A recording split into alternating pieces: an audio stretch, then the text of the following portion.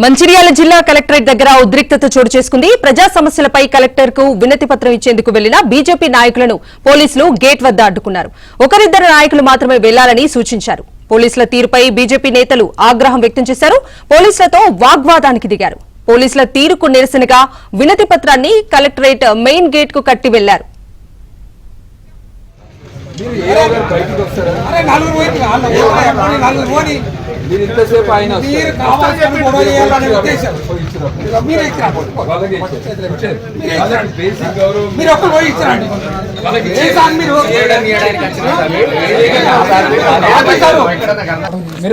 చేయండి సార్, అలానే తీసుకోండి, మీరే తీసుకోండి.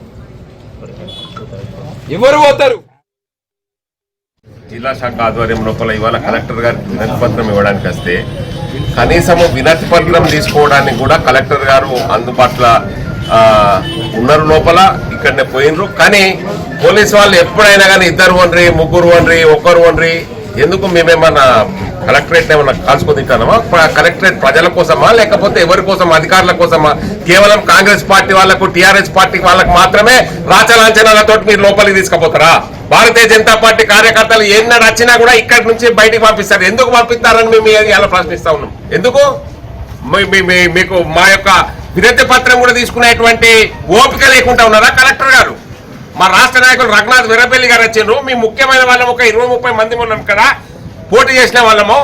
మమ్మల్ని కూడా లోపలి ఎలౌడ్ చేయకపోతే ఎట్లండి? అది కూడా చెప్పాము. ఏవో కానీ బయటికి రమ్మని చెప్పినాము. ఆయన రాడు, మమ్మల్ని పోనీయాడు.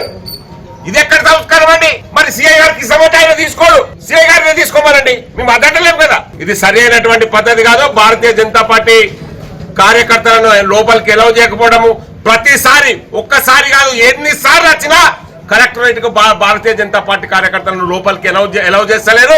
ఇది సరి అయినటువంటి విధానం కాదు. దీనికి భవిష్యత్తు లోపల మీ ప్రభుత్వం కావచ్చు, కలెక్టర్ గారు కావచ్చు తగిన మూల్యం చెల్లించవలసి ఉంటుంది.